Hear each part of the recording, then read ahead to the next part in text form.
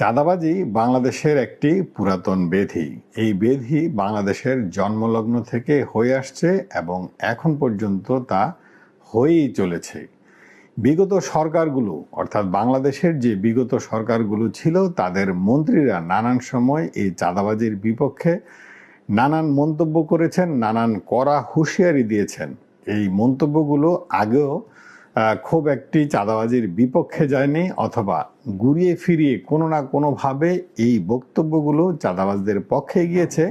এটি প্রমাণিত যে যদি বিপক্ষে যেত অথবা চাঁদাবাজির বিপক্ষে একেবারে স্ট্রংলি পদক্ষেপ নিত, তাহলে কিন্তু এই চাঁদাবাজি কিছুটা হলেও নির্মূল হতো।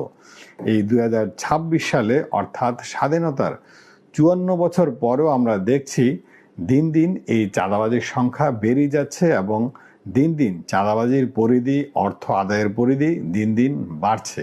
সম্প্রতি বর্তমান সরকারের সড়ক পরিবহন ও সেতু মন্ত্রী এই চাঁদাবাজি নিয়ে একটি মন্তব্য করেছেন। তিনি মূলত সড়কে যে চাঁদাবাজি হয়ে থাকে, কোনটি চাঁদাবাজি আর কোনটি চাঁদাবাজি না, সেই ব্যাখ্যা যেভাবে দিয়েছেন, সাধারণ মানুষ মনে করছেন যে এই ব্যাখ্যা মূলত চাঁদাবাজিদের পক্ষেই গেছে এবং চাঁদাবাজিরা এই ব্যাখ্যা শোনার পরে আরও উৎসাহিত হবে এই চাঁদাবাজি করার জন্য।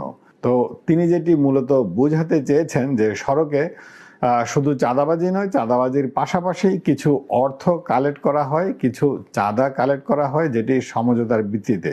যেটি বোঝাতে চেয়েছেন সেটি হলো মালিক সমিতি নামে যে সমিতিগুলো রয়েছে, তারা যে রোডে বাস থেকে যে চাঁদাটা ক্রয় করে সেটি চাঁদা বলতে নারাজনী, অথবা শ্রমিক সংগঠনগুলোর নামে যে চাঁদা সংগ্রহ করে থাকে গাড়ি থেকে, রাস্তা থেকে, সেগুলোকে চাঁদা বলতে উনি রাজি নন। তো এই ব্যাপারটি কিন্তু বেশ আলোচনার জন্ম দিয়েছে সামাজিক মাধ্যমে এবং টকশোতে, আমি আগে বলেছি।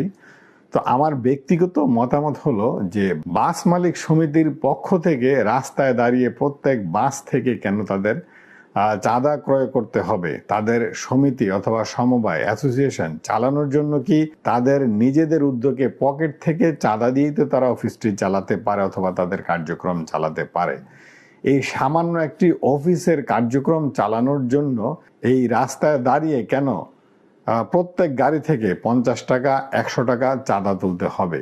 কেন মালিক সমিতির মালিকদের, যারা বাস কেনার মতো সক্ষমতা রাখে, যাদের গাড়ি বিভিন্ন রুটে চলছে, প্রত্যেক দিন হাজার হাজার টাকা ইনকাম করছেন, তাদের কেন রাস্তা থেকে টাকা তুলতে হবে?